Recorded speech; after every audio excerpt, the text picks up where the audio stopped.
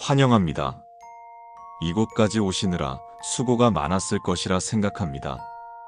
이곳은 온 사방의 수풀과 나무, 하늘을 삼킬 듯 크게 빛나는 보름달과 그것을 모두 담아내는 커다란 호수가 있는 정원입니다. 이곳에서는 얼마든지 쉬다 가셔도 좋습니다. 그토록 힘들게 살아오시고 견뎌오셨던 당신을 위한 작은 선물입니다.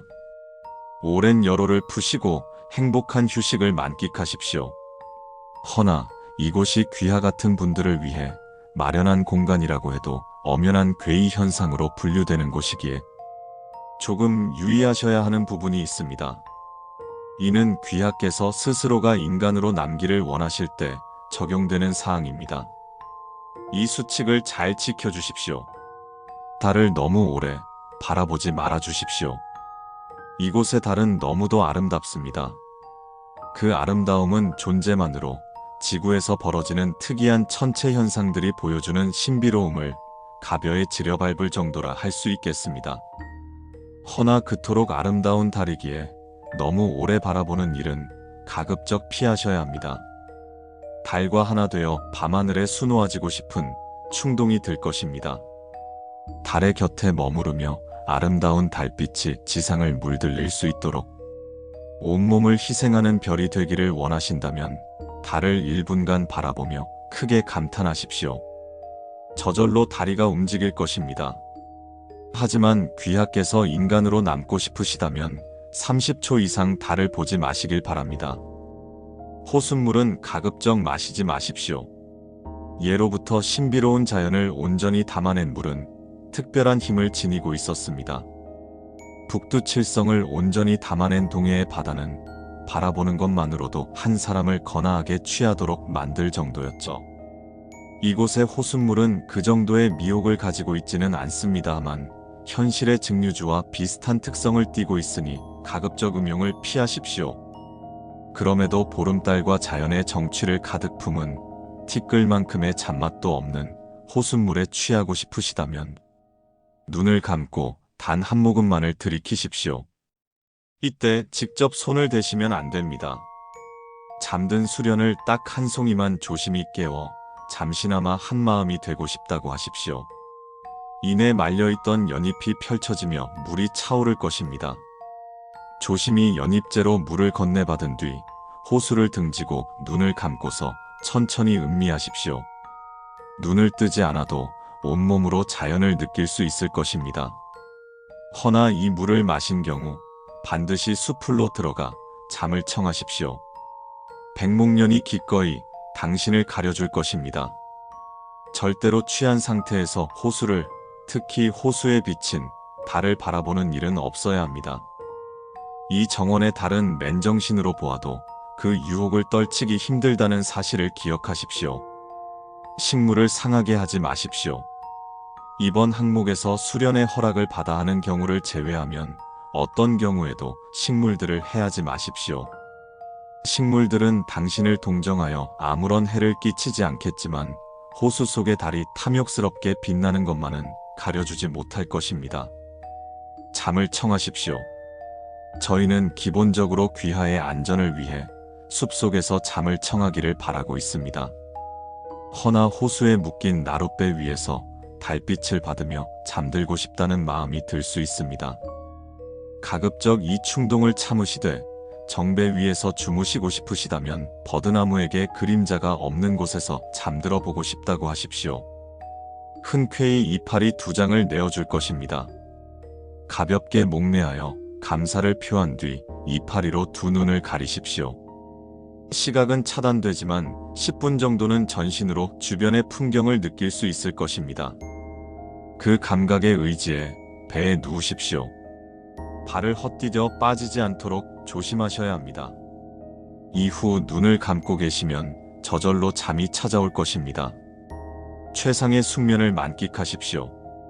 단, 이 경우에는 5번 수칙을 따를 수 없습니다.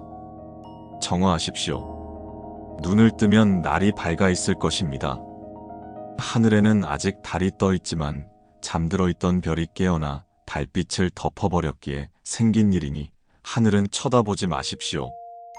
시각을 잃을 수 있습니다. 연못으로 다가가 온몸을 깨끗이 씻으십시오. 지금의 연못은 귀하를 미혹하지 못합니다. 스스로 몸의 더러움이 완전히 씻겨 내려갔다고 느껴질 때까지 반복하십시오. 모든 준비가 끝나면 나룻배 위로 올라타시면 됩니다. 곧 정원의 안개가 자욱하게 끼고 배가 스스로 움직일 것이니 눈을 감고 자리에 누우십시오. 잠시 정신을 잃고 현실에서 깨어날 것입니다. 현실에서 깨어났다면 오래도록 귀하가 눈을 뜨시길 기다려왔던 이들과 작별의 시간을 나누십시오. 남겨질 가족분들 모두의 앞날에 축복이 가득하시길 간절히 기원합니다.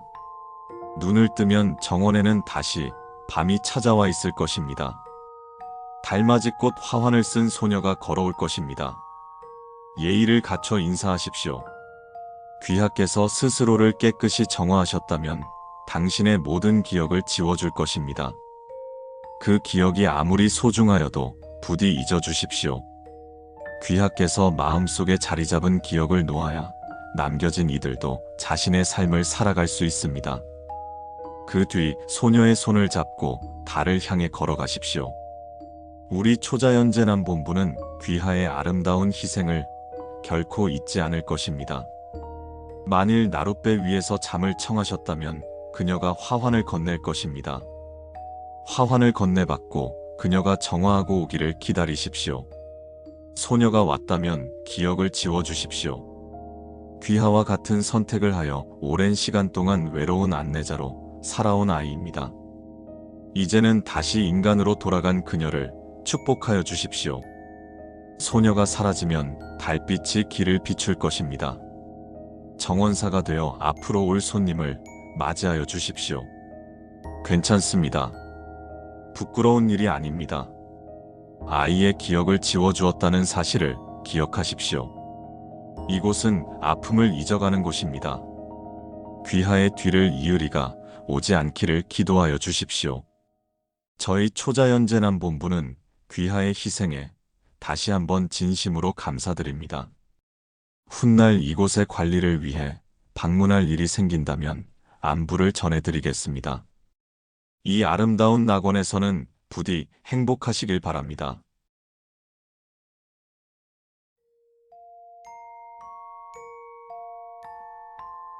이번 안내문은 기숙생 여러분들의 안전과 편의를 위해 배포된 생활 안내서입니다. 이번 안내서의 지침을 따르지 않아 생기는 모든 신체적, 정신적 피해는 본 기숙학원에서 책임을 지지 않음을 미리 밝힙니다. 본 기숙학원은 교실 및 각종 다용도 교실이 있는 본관 및 기숙사로 이루어져 있고 본관은 지하 1층, 지상 4층으로 되어 있습니다. 지하 2층을 보게 된다면 해당 층에는 진입하지 않으면 별 문제는 없으나 만약 5층을 보게 된다면 해당 층으로 올라가셔야 합니다. 5층의 복도는 어둡지만 소리를 내지 말고 7학년 4반 교실을 찾으십시오. 해당 교실의 창문에서 뛰어내리시면 높은 확률로 4층 남자 화장실에서 깨어날 것입니다. 만약 뛰어내렸음에도 불구하고 주위의 환경에서 위화감이 든다면 다시 5층을 올라가 상술한 방법을 반복하십시오. 본 기숙학원의 교사들은 모두 빠짐없이 푸른색의 명찰을 차고 있고 주임 선생님은 붉은색의 명찰을 차고 있습니다. 상술한 색깔 이외의 색을 가진 명찰을 차고 있는 무언가를 본다면 아래에 서술할 색 이외의 색깔의 명찰이라면 그것이 봤다는 인지를 하기 전에 자리를 피하십시오. 그것이 봤다고 인지한 후라면 저희 기숙학원 측에서 모든 장례 절차를 지원할 것임을 약속드립니다. 검은색 명찰을 착용한 검정 양복의 중년 남성. 해당 인물을 인지했다고 느낀 시점은 당신이 어느 곳이든 혼자 남겨졌을 때입니다. 해당 인물은 당신도 모르는 사이에 당신과 교류하고 대화를 나누며 당신 곁에 있을 것입니다. 이를 방지하기 위해선 당신의 시야 어디선가 느껴지는 시선이나 곁눈질로 겨우 보이는 곳에 있는 무언가 검은 형체를 인식한 경우 주임 선생에게 말해 작은 십자가를 받으십시오. 해당 인물이 인식하게 되는 경우는 흔치 않으나 만약 인식하게 된다면 평생 십자가를 소지하고 지내십시오. 분홍색 명찰을 착용한 색동 저고리를 입은 어린 소녀. 해당 인물은 해가 산등성이를 넘어간 일몰 직후에만 나타나는 것으로 알려졌습니다.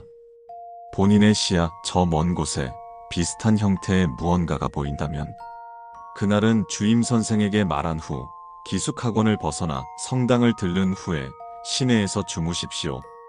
하지만 만약 저 먼 곳에서 귀하에게 빠르게 달려오는 해당 인물을 보신다면 유감입니다. 교사들 이외에도 각종 잡무 등을 도와주는 직원들이 있습니다. 해당 직원들은 기숙생들에게 일절 말을 걸지 않을 것이고 묻는 말에 대답도 하지 않습니다.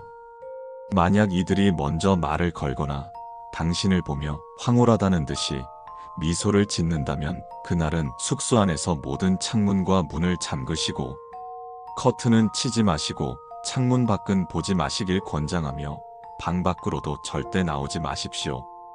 커튼을 치지 말아야 하는 이유는 커튼을 치게 되면 무언가가 숙소 내부에 당신이 있는지 확인하러 직접 들어옵니다. 저희 기숙학원은 도심과는 동떨어진 산속에 자리하고 있어 공기가 매우 맑고 양질의 기가 흐르나 병원이나 약국 등의 시설들을 이용하기엔 무리가 따릅니다. 만약 불편하시거나 아픈 곳이 생기거나 그런 느낌이 든다면 가까운 교직원에게 문의하시길 바랍니다. 당신은 더 이상 아프지 않을 겁니다.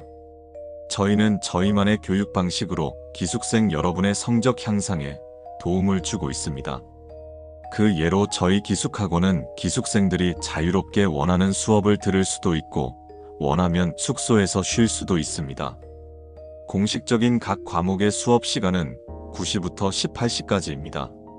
그 이후에 자율학습을 원하면 22시까지 도서관에서 하시면 됩니다. 도서관에서는 무슨 일이 있더라도 22시 전에는 나오셔야 합니다.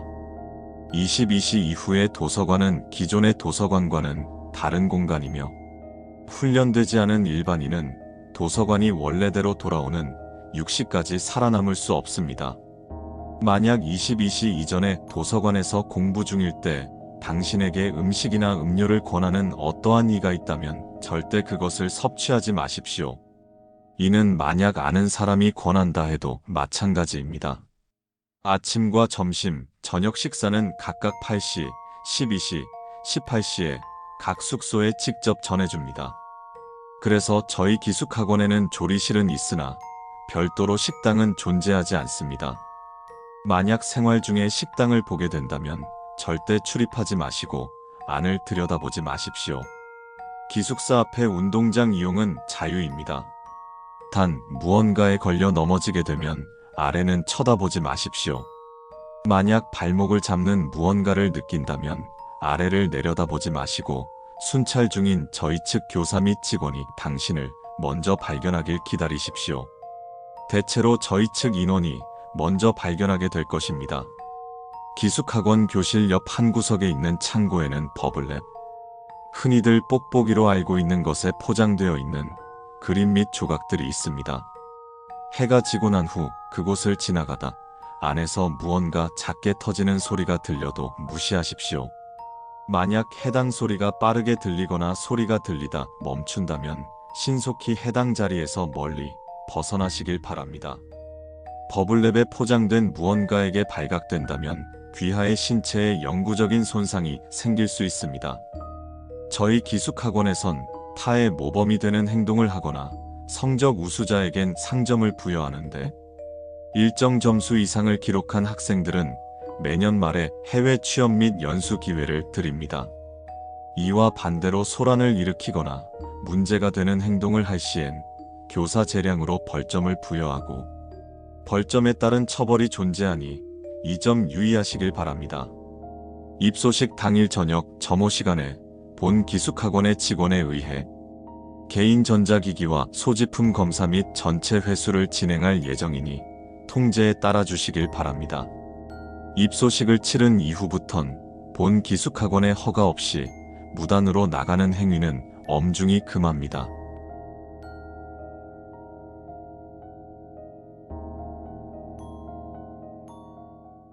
반가워요. 이곳에 손님이 오는 건 오랜만인데. 그래요, 뭐. 왜 왔는지는 물어볼 필요 없겠죠. 까놓고 말하죠. 얼마 필요해요? 여기 종이 있죠? 여기에 필요한 만큼의 액수, 그리고 당신 명의의 계좌번호를 적어요. 얼마가 필요하든 괜찮아요. 1,000원, 10,000원, 아니 뭐 수십억, 수천억 이런 것도 다 괜찮아요. 여기에 적기만 하면 정말 숫자 하나 안 틀리고 그대로 입금해드리죠. 대가요? 제가 요구하는 대가는 따로 없긴 해요.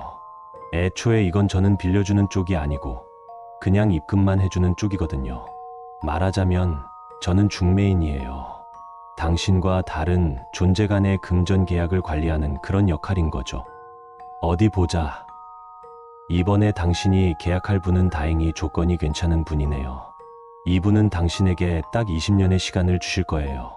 그리고 바로 그 다음 해, 그 해를 당신이 죽지 않고 넘기기만 한다면 조건은 끝나고 당신은 자유의 몸이 돼요. 아, 걱정 말아요. 당신을 직접 죽이는 일은 없어요. 이건 제 신용을 걸고 보증하죠. 오히려 당신을 직접 죽이려는 것들이 있다면 최소한 21년간은 당신을 죽이지 못할 거예요. 그러니까 당신이 해야 하는 건 그냥 21년 뒤 당신이 살아서 그 1년을 버티기만 하면 되는 거죠. 아, 그리고 당신이 받을 금액이 커질수록 당신을 향한 부담이 커질 거예요. 물론 정신력만 충분히 강인하다면 살아서 버틸 수 있겠지만 금액이 적당할수록 당신이 생존할 확률이 올라갈 겁니다. 어때요? 구미가 당기시나요? 아직 망설여지신다고요? 괜찮습니다. 이해해요.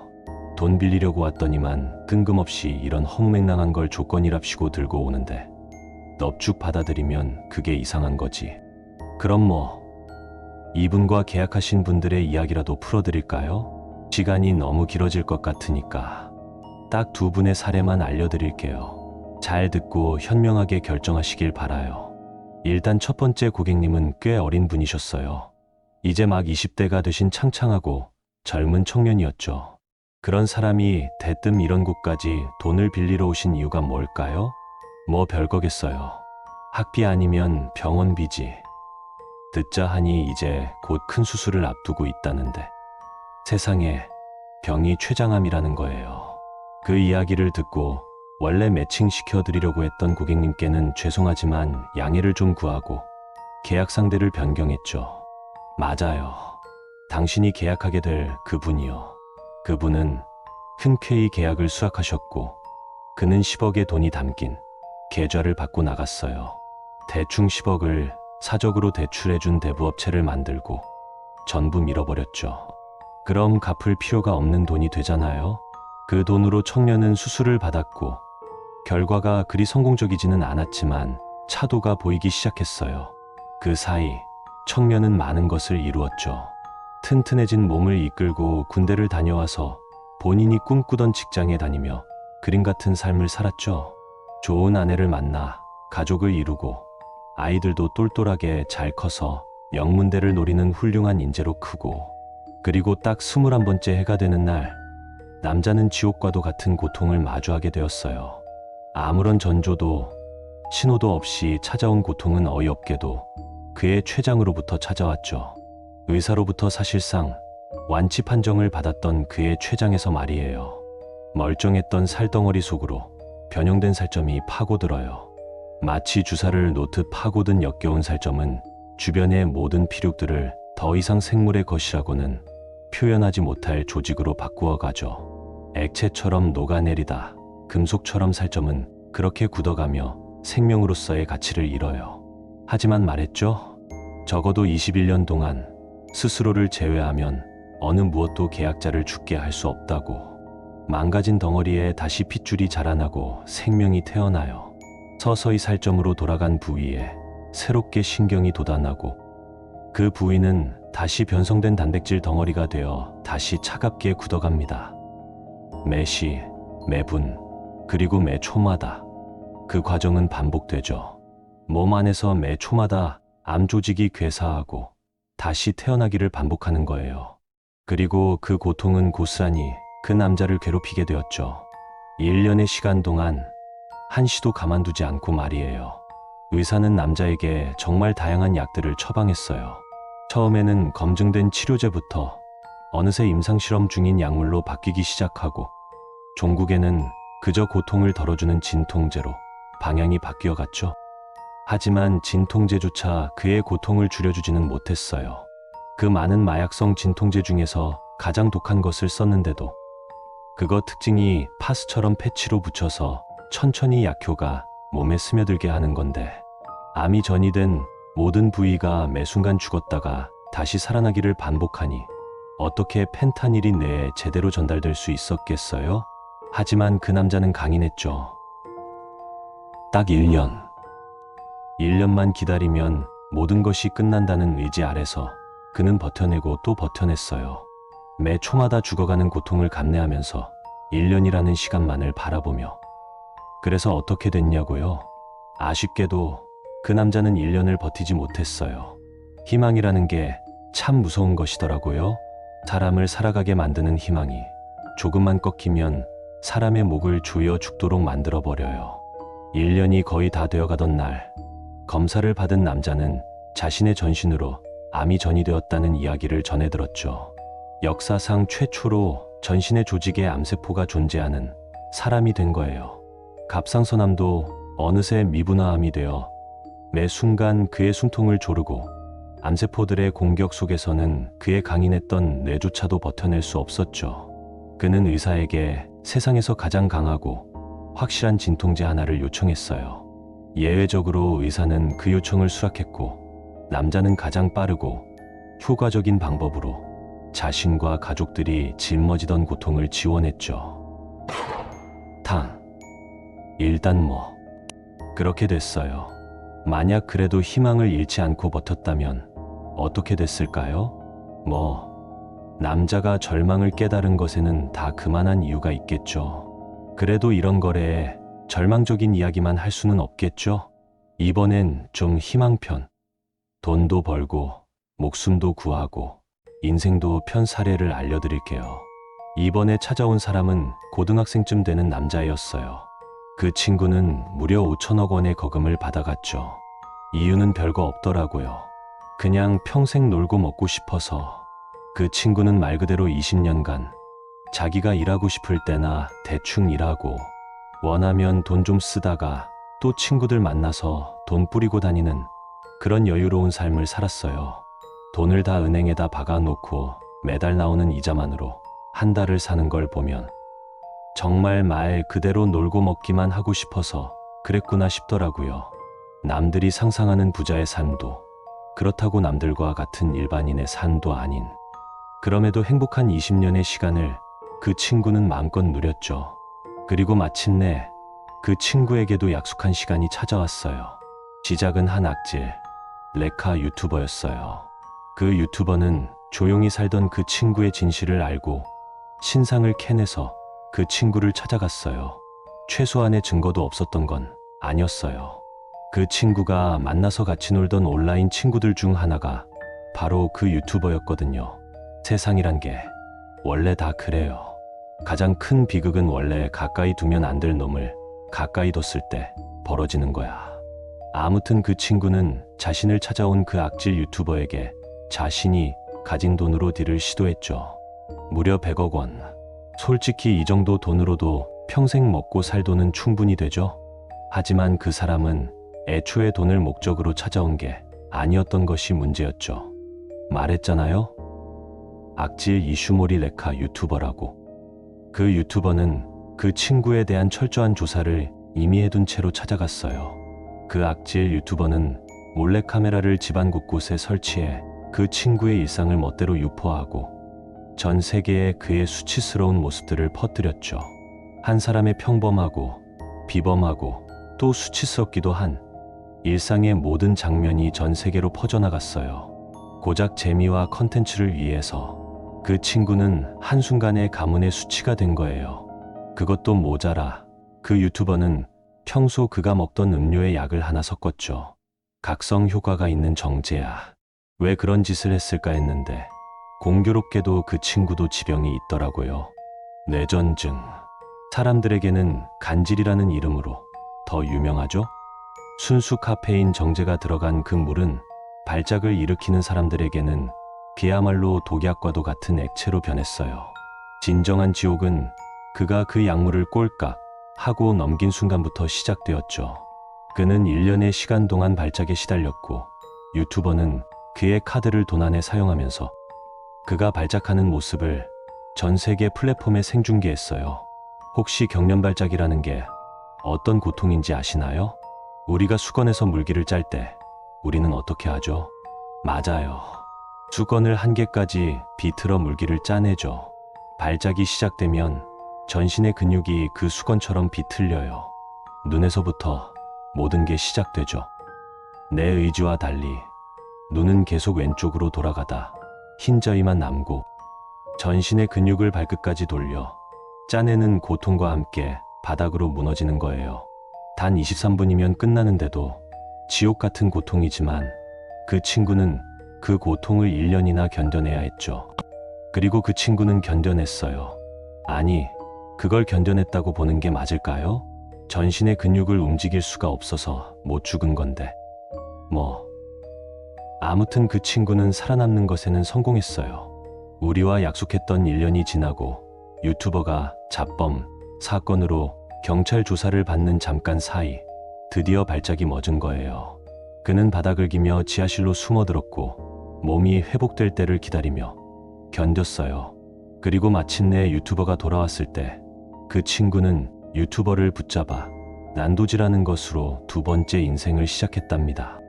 그 친구는 그 일 이후로 철이 좀 들었는지 지금은 꽤나 성공한 사업가가 되었어요. 성형과 신분 세탁은 피할 수 없었지만 그래도 남들 앞에서 못 볼 꼴 다 보였던 일이 역으로 그에게는 자신감이 되어 그를 키워준 거죠. 돈도 벌고 산도 성공하고 이거야말로 진짜 일석이조인 완벽한 희망편 아닐까요? 그 유튜버는 3년이 지난 지금도 생생하게 그의 집에서 정성 가득한 간호를 받으며 살아있다고 하네요. 그게 살아있다고 해도 되는 건지는 모르겠지만 말이에요. 자, 그럼 희망편까지 이야기는 끝났고 슬슬 결정하셔야죠? 보니까 한 10억쯤 필요하신 것 같은데 이야기 한번 들어보니 어때요? 20억 감당할 수 있겠어요?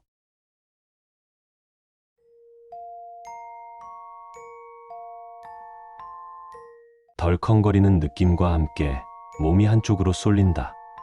잠에서 깨어나는 중인 나를 맞이한 건 텅 비어있는 지하철의 객실이다. 무슨 상황인지 파악이 끝나기도 전에 여성의 목소리가 들려온다.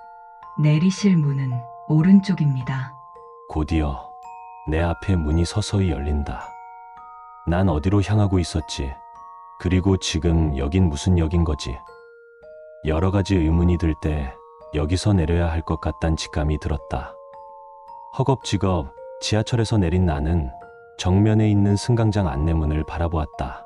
알아들을 수 없는 문자들로만 가득하다. 무언가 크게 잘못됐음을 깨달은 순간 뒤에서 소리가 들려온다. 출입문이 닫힙니다. 뒤로 물러나시길 바랍니다.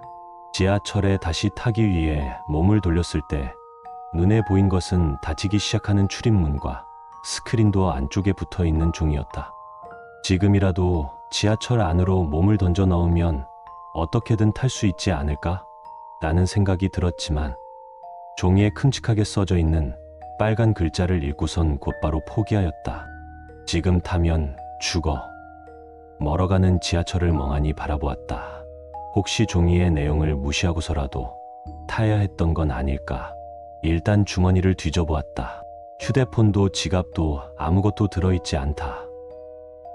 지갑도 없이 대체 지하철은 어떻게 탄 거지? 무엇 하나 올바르게 설명되는 것이 없다. 일단 나는 여기서 계속 머무를 수 없단 생각에 승강장의 계단을 타고 2로 올라갔다. 엄청나게 넓은 지하상가. 끝이 보이지 않는다. 아무 사람도 없다. 하지만 평범한 지하상가답게 다양한 매장이 줄지어 서 있다. 맞은편엔 지하철마다 있을 법한 보관함이 보인다. 난 자연스럽게 보관함 앞에 다가섰다. 보관함의 어떤 칸에 빨간 네임펜으로 자그맣게 무언가 써져 있다. 당신의 전화번호. 마지막 네 자리. 나는 본능적으로 보관함의 자물쇠에 내 전화번호 마지막 네 자리를 입력했다. 보관함을 열자 보관함 안에는 검은색 종이가 붙어 있었다. 보관함 안쪽의 색깔이 같은 검은색이어서 하마터면 못 찾아낼 뻔했다. 내 이름은 남성. 난 여기서 빠져나간 뒤 내가 사랑하는 아내와 딸의 곁으로 돌아가야 할 의무가 있다. 이 종이를 다시 보관함 안에 붙이고 잠가 놓은 뒤 남자 장애인 화장실 변기 수조를 확인하라. 내 글씨체, 내 신상 정보. 하지만 두 번째 줄은 이해가지 않는다. 나에게 가족이 있었다고?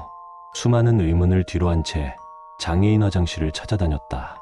지하상가가 너무 넓은 바람에 찾는데 한참 걸렸다. 변기 수조를 열자 비닐봉지 안에 담긴 열쇠 하나와 너덜너덜한 다이어리 한 권이 있다. 열쇠는 어디에 쓰는 거지? 나는 의문을 뒤로하고 다이어리를 펼쳤다. 다이어리의 제일 앞 페이지엔 사진이 끼워져 있다. 사진을 보자 머리가 아파온다. 사진엔 3명의 사람이 있다. 그래, 이건 아내와 딸, 그리고 나. 책을 다음 페이지로 넘기자 누군가 써내려간 글들이 보인다. 중앙광장의 시계탑 기준 자정부터 아침 8시 사이엔 조명이 꺼지며 이 시간대엔 마네킹이 돌아다님. 매일 00시 10분경 지하철이 도착하고 다수의 마네킹이 내리는 모습 발견. 오늘 밤 마네킹들처럼 위장한 뒤 지하철에 탑승해 보겠음. 아침 7시에 모든 마네킹들이 지하철에 다시 탑승하는 모습 발견. 아침에 지하철 탑승을 시도하였으나 지하철 안에 마네킹이 너무 빼곡히 타 있음. 불가능해 보임. 지하상가 중앙광장의 시계탑을 매일 확인할 것. 어떤 날에는 시계탑의 시계바늘이 움직이는 속도가 비정상적으로 빠를 때가 있음. 잠깐 사이에 2~3시간이 갑자기 지나가 있는 경우가 있음. 어떤 조건에서 발생하는지는 불명. 마네킹들에게 붙잡히지 말 것. 생각보다 느리기 때문에 전력 질주한다면 따돌릴 수 있음. 자세히 보니 마네킹의 피부는 인간의 것과 유사한 듯함. 야구 배트를 전력으로 휘둘렀으나 파괴하는 데는 실패함. 단 잠깐 동안 무력화 가능. 조명이 꺼지면 마네킹들의 눈에 띄지 않는 곳에 숨어 있을 것. 아래는 지금까지 확인된 비교적 안전한 장소임. 지하철 직원 사무실 안쪽, 비품 보관 창고, 장애인 화장실 변기 칸 사용하지 말 것. 최악의 경우 생존 일지가 발각될 가능성 있음. 의류 매장 탈의실, 여행용 캐리어 판매점에 있는 대형 캐리어 해봤는데 헐이 나갈 수도 있음. 가구점에 있는 침대의 매트릭스를 들어볼 것. 매트릭스를 사람이 들어갈 공간만큼 파냈음. 이 생존 일지를 읽은 뒤 다시 보관함 안에 다시 넣어둘 것. 이 책의 존재를 마네킹들에게 들켜선 안 됨. 여기서 지켜야 할 가장 중요한 규칙. 비닐봉지 열쇠는 거점으로 가지고 가고 책은 비닐봉지 안에 넣어서 변기 수조 안에 넣을 것. 거점의 스페어 키를 여기까지 들고 와서 비닐봉지에 책과 함께 넣어둘 것. 만약 비닐봉지 안에서 열쇠를 발견하지 못하였다면 화장실 정면으로 쭉 나아가다 보면 정면의 철물점에서 커터를 구할 수 있음. 커터로 열쇠를 대체할 것. 매일 밤 마네킹들이 매장의 음식과 물건들을 다시 채워놓는 것으로 추측됨. 매장의 유리와 물품들을 박살내고 다녀봤음. 며칠에 걸쳐 유리창과 물품들이 복구되었음. 지하상가의 일부 매장은 유리창이 복구되지 않는 것이 확인됨. 여기서 죽음을 맞이할 경우 지하철에서 기억을 잃은 채로 다시 눈을 뜨게 됨. 여기서 죽음을 반복할 때마다 원래 삶의 기억도 점점 잃어가는 것으로 보임. 집 주소도 기억나지 않음. 아내의 얼굴도 딸의 얼굴도 기억에서 흐릿함. 전화번호를 사용하는 절차를 수정해야 하는 것은 아닌지 우려됨. 매일 아침 일어난 뒤 지하철 물품 보관함을 확인할 것. 당신의 전화번호 마지막 4자리, 문구가 지워져 있는 경우가 간혹 발생하. 지하상가를 샅샅이 수색하였으나 지상으로 올라갈 수 있는 계단은 보이지 않음. 지하상가에서 활동하던 중 아무리 늦어도 아직 저녁 9시밖에 되지 않았을 텐데 갑작스레 모든 조명이 꺼지는 현상이 발생함. 1번의 답글에 달려있는 현상 때문인 것 같음. 지하철 물품 보관함은 마네킹이 확인할 가능성이 있으므로 책의 위치를 변경함. 기존 보관함에 책의 위치를 설명해 놓은 검은색 종이를 붙여둠. 내가 지하철에서 깨어나고 지하철에서 내리지 않거나 내린 뒤 곧바로 재탑승할 수도 있음. 불필요하게 죽임당하는 것을 반복할 가능성이 있음. 지하철 스크린도어에 지금 타면 죽어라는 종이를 붙여두었으나 매일 아침 사라져 있음.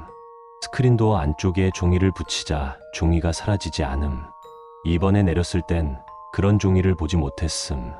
간혹 사라지는 경우 있음. 적당한 쇠막대기를 사용하여 스크린도어를 열어내는 데 성공하였음. 내일 철도를 따라서 걸어가 볼 예정. 지하철이 왔던 방향으로 걸어가 보겠음. 지하철이 향하던 방향으로 걸어가 보겠음. 지하철에 치여보겠음.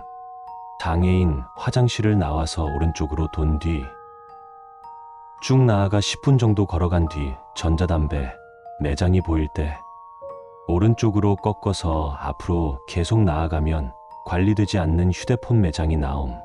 이곳을 거점으로 활용. 생존에 필요한 물자들을 그곳에 저장했음. 거점 벽면에 네임펜으로 발을 정이 써져 있을 것임. 내가 여기서 몇 번이나 죽었는지 확인하는 용도이니 거점에 도착해서 제일 먼저 네임펜으로 일획을 더 그릴까. 이 절차는 없는 것이 낫다고 판단됨. 수행하지 말길 바람. 벽면의 네임펜 자국을 어떻게든 다 지워냈음. 거점에서 밤을 보내는 도중 문을 두들기는 소리가 들려옴. 아무 반응도 하지 않으니 이내 문 앞에서 사라진 듯함. 거점 앞에서 뛰어다니는 소리도 들림. 소리로 가늠하면 인간이 전력 질주하는 속도보다 빠르거나 비슷함. 간혹 짐승이 울부짖는 소리도 들려옴. 실제로 이것을 본 적이 있는 경우 이 책의 특징을 자세히 적을 것. 거점에 있는 시계를 기준으로 조명이 꺼지고 10시간이 지나서야 조명이 켜짐. 발생 조건 불명. 최장 기록 갱신 12시간.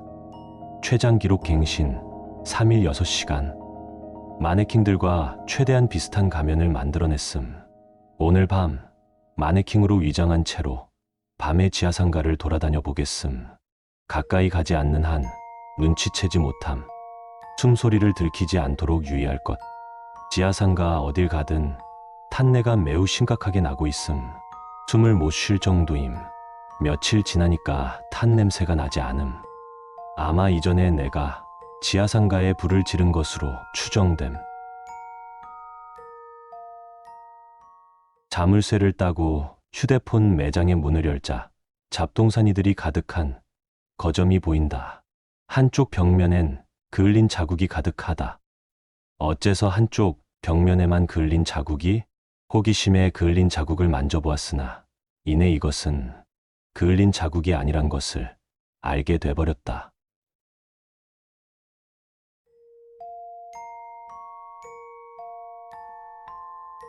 내가 왜 이 회사에 취직하려 했을까? 정말 후회스럽네. 그냥 고졸 빡통대가리답게 살걸. 무슨 취업을 하겠다고. 이 글을 읽고 있는 너처럼 회사 건물 안으로 발을 들인 후부터 뭔가 잘못된 걸 느꼈지. 아, 너가 아니려나? 뭐 여럿이서 함께 읽고 있다고 해도 상관없어. 편의상 너로 지칭할게. 정문은 잠겨 있을 테고 더 이상 어디로도 나갈 수 없어. 당연한 이야기지만 면접 같은 건 없어. 그러니 헛짓거리 하지 말고 최대한 조용히 몸을 숨겨. 그리고 내가 쓴 글을 끝까지 다 읽어. 이게 거짓말 같으면 도와달라고 큰 소리 치면서 문을 부수려 해봐도 좋아. 소용없겠지만 만약 이 글을 읽기로 결정했다면 그래, 나는 적어도 너보다 먼저 이곳에 들어온 사람이야. 일단 너도 느끼겠지만 이곳은 평범한 회사는커녕 평범한 공간조차 아니야. 매 한순간 너의 행동 하나하나로 목숨이 날아갈 수 있으니까. 그래도 내가 여기 와서 알아낸 것들은 모두 적어둘 테니 이 글을 참고하면 어느 정도는 버틸 수 있을 거야. 이 회사의 기본 구조는 지하 1층 식당, 지상 1층 경비실과 직원 휴게실 및 창고, 청소 도구실 등이 있고 그리고 2층부터 12층까지는 대부분 사무실인데 직원 휴게실, 독서실 같은 거도 있고 13층 이상은 나도 모른다. 회사 들어올 때 분명 8층까지 있었는데 왜 그 이상도 있냐고 궁금해하지 마라. 나도 모른다. 먼저 첫 번째, 창문과 문은 열리지 않는다. 겉 보기에는 그냥 평범한 유리문, 유리창문이라도 절대로 열리지 않으며 부수려고 시도하지도 마라. 망치나 의자 같은 걸로 아무리 있는 힘껏 때려보아도 금조차 가지 않는다. 그리고 너가 공격을 시도하는 순간 경보음이 울리겠지. 그럼 그거 듣고 퇴사 경비들이 달려올 테고 그 경비들 인간 아니다. 두 번째, 창문이 열려 있다면 나가려 하지 마라. 위에 말했다시피 일단 열리진 않는데 가끔 열려 있을 때가 있다. 3층 사무실 창문이 열려 있던 적이 있는데 어떤 아저씨가 난간 잡고 탈출해 보겠다고 창밖으로 나갔거든. 곧 창문이 스스로 닫히면서 밖에서는 그 아저씨 비명소리가 들리고 창문 쪽에 키가 촥 하고 튀더라. 세 번째, 전기는 들어오지 않고 외부와의 통신도 불가능하다. 당장 너가 들고 온 핸드폰도 와이파이나 데이터도 잡히지 않을 테고 뭐 회사 내에 있는 컴퓨터, 프린터기, 전화기 이런 거 써보려 해도 다 작동 안 할 거다. 그런데 가끔씩 한밤중에 컴퓨터가 켜져 있거나 전화기 벨이 울린다거나 할 때가 있다. 정신 차리고 구조 요청할 생각 같은 거 버려라. 그리고 최대한 숨 죽이고 그 기기로부터 떨어져라. 다시 한번 말한다. 전기는 들어오지 않는다. 네 번째, 음식이나 물. 이건 정말 미안하게 됐다. 사실 우리가 처음 이곳에 들어왔을 때 사무실이나 탕비실을 가볍게 뒤지기만 해도 먹을 수 있는 과자나 음료들이 있었다. 그리고 우리가 먹어치운 직후엔 그곳에 다시 과자 같은 것들이 채워졌는데 이거 절대 먹으면 안 된다. 당연히 평범한 과자나 음료는 절대 아니야. 구분하는 법은 뒤에 성분표 보면 한글이나 영어로 써져 있으면 먹어도 되는 거고 전혀 알 수 없는 문자면 먹으면 안 되는 거다. 먹으면 보통 환각, 환청, 구토, 설사 같은 증상에 시달리다 운이 없으면 미쳐버리거나 죽더라. 아마 우리가 많이 먹어치워서 별로 없을 테지만 그래도 잘 찾아보면 먹을 수 있는 게 있긴 할 거다. 다섯 번째, 지하 1층 식당은 가급적 이용하지 마라. 이용하려면 이용할 수는 있다. 너가 그곳에서 비명만 지르지 않는다면 식사를 받을 수 있겠지. 먹어도 위에서 말한 이상 증상도 나타나지 않고 말이야. 하지만 메뉴는 전부 한 번도 본 적 없는 고기 메뉴다. 당연히 조리실 내부에 있는 토막난 시체들로 만들어진 걸 테고 최소한의 존엄성을 지키길 바란다. 여섯 번째, 여기에 너 이외에 다른 사람들도 분명 있지만 너무 믿으면 안 된다. 이건 인간이 제일 위험하다거나 하는 그런 이야기가 아니야. 가끔씩 인간 행세를 하는 것들이 섞인다. 구분하는 방법은 몇 가지 있는데 일단은 글을 못 읽는다. 혹은 위에 말한 과자 같은 것들을 조금만 줘봐라. 진짜 사람이면 어쩔까 너무 걱정하진 마라. 조금이라도 먹었다면 구토 정도는 하겠지만 그 정도 먹어선 큰 문제가 되진 않으니까. 먹고 나서 아무 이상이 없다면 인간이 아니다. 만약 그러면 티내지 말고 화장실 간다 하고 빠져나와. 일곱 번째, 적어도 2층 위를, 특히 사무실을 거점으로 삼는 걸 추천한다. 1층은 밤 낯가리지 않고 경비들이 순찰 돌고 2층 이상은 밤에는 경비들이 내부를 순찰하는데 주로 복도만 순찰하고 사무실이나 이런 곳 내부로는 들어오지 않더라. 그 외에도 배회하는 것들 중 몇몇 것들도 사무실 내부로는 잘 들어서질 않았고, 물론 사무실이 성역 같은 건 아니라 너가 그놈들 눈에 띄면 끝까지 쫓아 들어올 거다. 아, 사무실 들어설 때 안을 잘 보고 들어가라. 바깥 창가에 벚꽃이 보여오면 들어가지 마라. 자세히 보면 그거 벚꽃 아니다. 다가간 사람 창밖으로 끌려갔다. 여덟 번째, 화장실을 이용하지 않길 추천한다. 그냥 아무데나 싸라. 그래도 너가 굳이 화장실을 쓰고 싶다면 수돗물은 쓰지 마라. 목매다고 마실 생각 말고 물 색깔 보면 그런 생각도 안 하겠지만, 그리고 가급적이면 화장실 내부에 오래 있지는 말고. 가끔씩 청소부들이 돌아다니거든. 얘네들은 도구를 질질 끌고 다녀서 멀리서도 소리를 들을 수 있고 마주쳐도 느려서 쉽게 따돌릴 수 있는데, 기본적으로 사람은 아니라서 막다른 곳에서 만나면 아마 방법이 없을 거다. 사람 있는 화장실에 그것들이 들어갔다 나온 후 안을 확인한 적이 있었는데 커다란 양동이에 시뻘건 물만 가득 담겨 있고 그 위에 눈알 2개만 동동 떠다니더라. 9번째, 계단을 이용하는 중 발소리가 들리면 바로 반대 방향으로 움직이던 복도로 빠져나오건 해라. 경비들이 밤낮 가리지 않고 가끔씩 계단에서 돌아다닌다. 사람 발소리일 수도 있긴 한데 그냥 위험을 감수하지 말고 피해라. 그렇다고 계단으로 이동하기 무섭다고 엘리베이터는 이용하지 말고. 그야 당연히 먹통이겠지만 가끔씩은 불이 들어와 있을 텐데 다시 한번 말한다. 전기 안 들어온다. 10번째, 경비랑 싸울 생각하지 마라. 너가 체격 좋고 건장한 남성이라면 경비들 체격 보고 한번 해볼 만하다 생각할 수 있을 거다. 너처럼 패기 넘치는 놈들이 이미 시도해봤고 망치로 머리통에 풀스윙 갈겨도 끄떡없더라. 만나면 바로 도망치는데 그냥 달리길 느린 한 명이 희생한다 생각하는 편이 좋다. 한 명이라도 잡으면 더 이상 안 쫓아오니까 만약 혼자서 다니다가 경비를 만났다면 이건 나도 모르겠다. 어떻게 잘 따돌려봐. 11번째, 배가 고프다면 아직 직원 휴게실이랑 경비실에는 먹을 만한 음식이 좀 남아있을 거야. 다만 여긴 경비들이 항상 상주하고 있다. 어떤 멍청이가 1층 입구에서 난동이라도 부리지 않는 이상 들어가는 건 자살행위다. 그래도 누군가 고맙게 희생해준다면 안으로 들어가서 최대한 먹을 걸 챙겨라. 나도 2번 정도 라면 같은 거 털어왔었는데 그래도 먹을 게 많이 남아있었거든. 도저히 식량을 구할 수 없을 것 같으면 한번 시도해봐라. 12번째, 이건 내가 말해주지 않아도 아마 상관없을 거야. 그 순간에는 잠을 자고 있건 밖에서 경비가 돌아다니고 있건 너가 여기 와서 느낀 것 중에 가장 극심한 공포와 두려움을 느낄 테니까. 한밤중에 컴퓨터에 전원이 들어오는 경우는 가끔 있다고 위에서 말했었지. 보통은 그냥 숨죽이고 숨어 있으면 아무 일도 일어나지 않는다. 하지만 갑자기 치지직거리는 노이즈와 함께 사무실 내의 모든 컴퓨터의 전원이 일제히 켜지고 붉은 화면이 뜬다면 그 즉시 모든 걸 무시하고 사무실 밖으로 최대한 신속하게 빠져나와라. 애초에 본능이 밖에 있는 경비들보다 아니 위험하다고 소리칠 거지만 위에서 말한 본능을 억누르고 남은 인간들은 비명소리를 마지막으로 다시는 만나지 못했다. 아마 예상컨대 차라리 경비랑 술래잡기를 하는 편이 생존 가능성이 높을 거다. 13번째, 생각해볼 만한 어지간한 탈출법은 다 시도해봤다. 환풍구 같은 곳으로 탈출하려 하지 마라. 사람이 들어갈 크기도 아닐 뿐더러 잘못 건드리면 비명 지르고 경비들 몰려온다. 뭐 해보겠다고 불 지르지 마라. 화재 감지기 작동하면 다 녹아 죽는다. 엘리베이터 작동 안 할 때 문 강제로 열고 그곳을 통해 빠져나가려 하지 마라. 너가 건드리는 순간 깨어난다.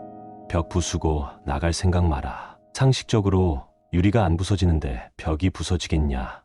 안에 있는 것들 중 말 통할 법한 놈들이랑 대화하지 마라. 어차피 탈출 도와줄 놈들 아니다. 14번째, 앞서 말한 대로 분명 8층짜리 건물인데 위층이 계속 나오더라.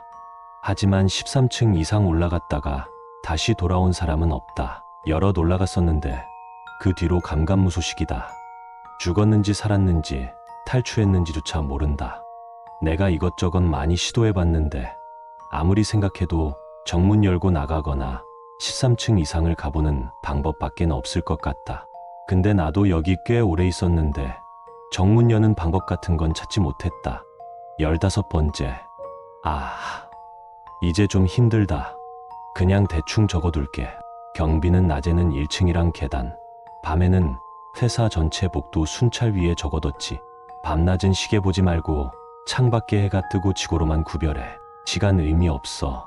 비품실이나 1층 창고 같은 데서 쓸만한 물건 찾으려면 찾아봐. 위에 말한 망치 같은 것들 거기서 구했어. 너가 필요한 물건 있을 때 수색해봐. 경비들 조심하고 CCTV 가끔 위잉거리면서 움직이고 있으면 피해 다니고 한밤중에 복도에 불 들어와 있으면 절대로 그 밑으로 지나가지 마. 전기 안 들어오는 거 명심해. 그 외에도 몇 개 더 있긴 한데 이것들은 나도 잘 모른다. 일단 뭔가 이상한 게 나타나면 피해라. 이 글을 믿든 안 믿든 너 마음대로 해라. 어차피 내 알바 아니니까. 나도 이제 지쳤다. 식량 구하기도 점점 더 힘들어지고 마지막 동료도 어제 경비한테 잡혀서 끌려갔다. 그냥 주제에 맞게 딸배나 막노동 같은 일이나 할 걸 뭐하러 회사 취직하겠다고 깝쌌는지 이제 이 글을 마지막으로 13층으로 올라가 보려고 한다. 더 이상 여기 있어봤자 굶어 죽거나 잡혀 죽거나 둘 중 하나일 것 같으니까 이 지옥 같은 회사에서 탈출하고 싶다.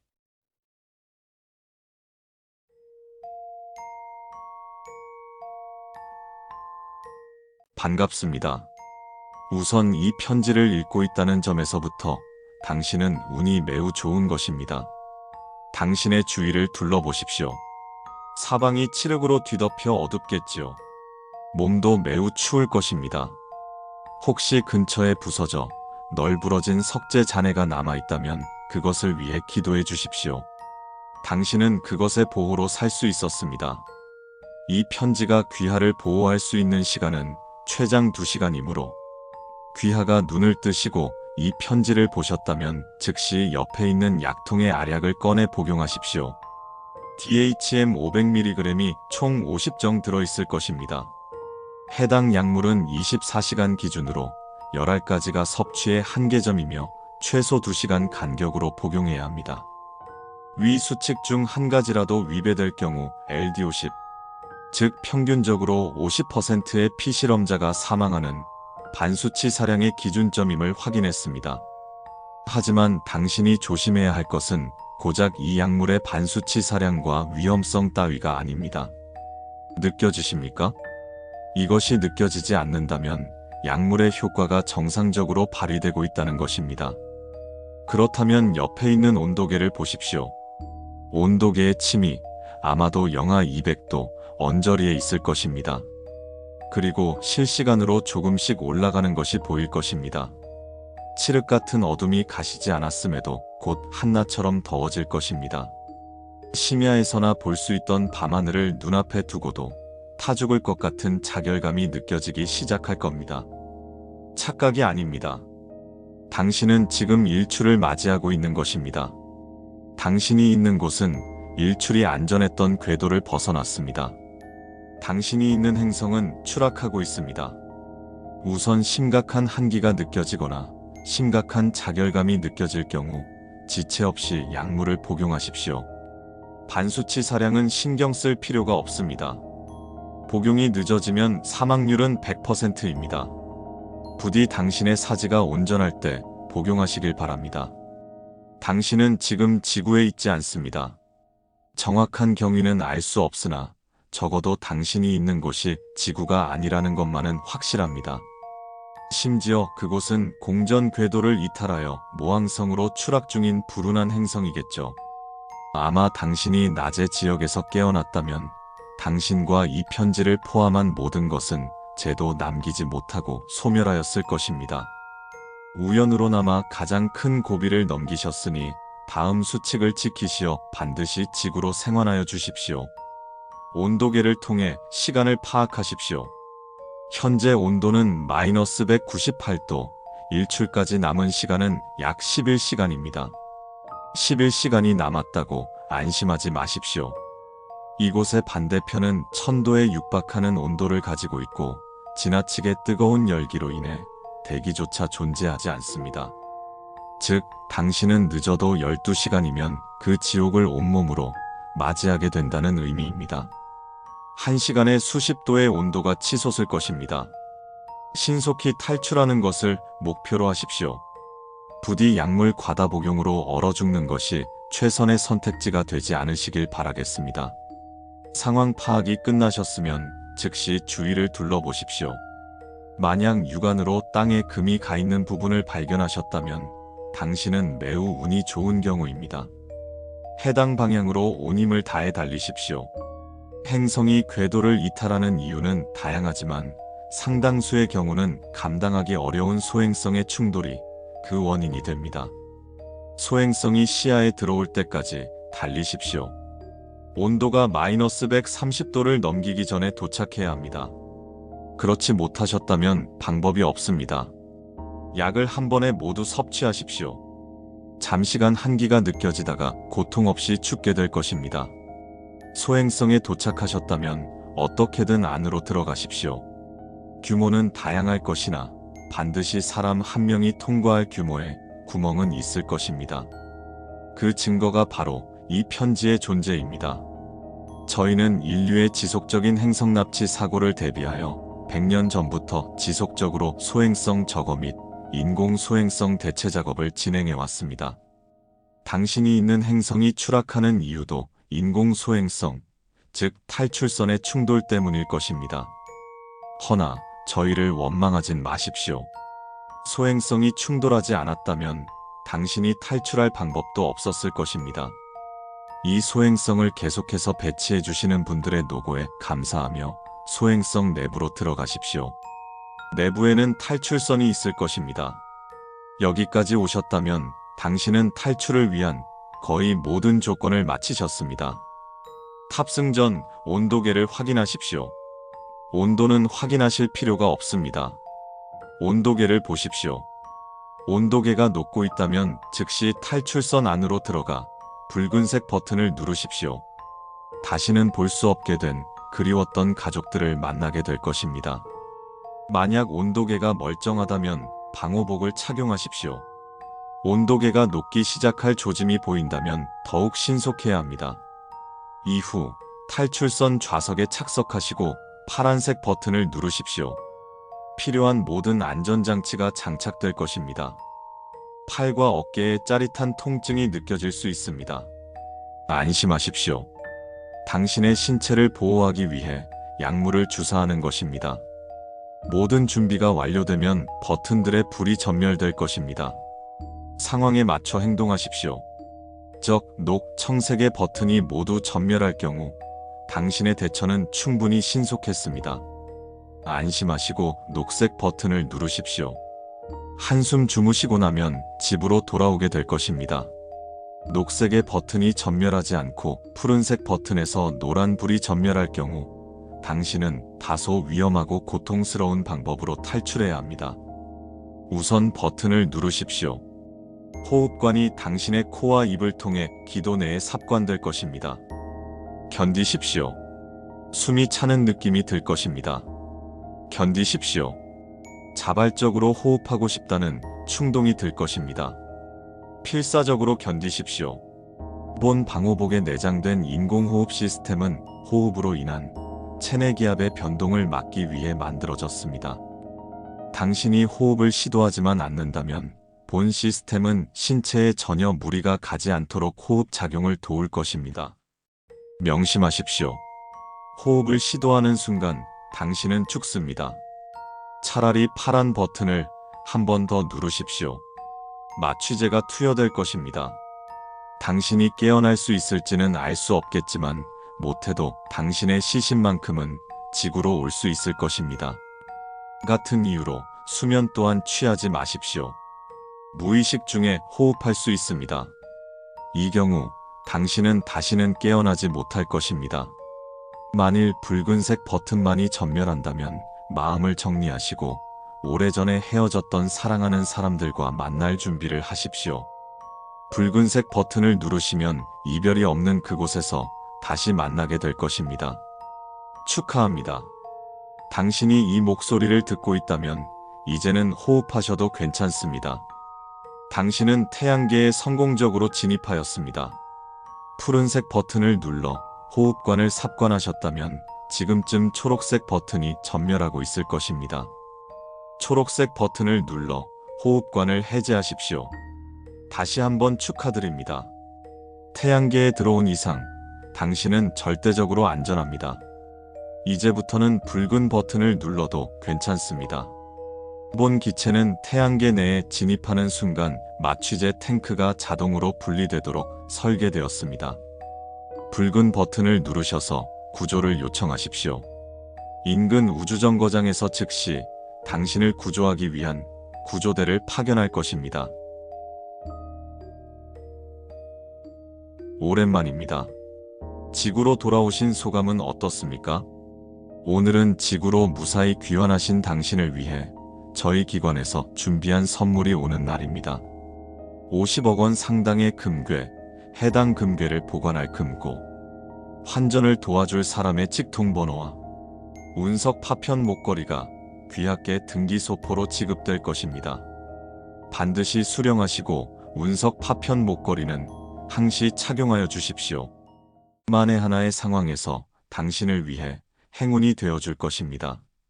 지구로 돌아오신 것을 다시 한번 축하드립니다.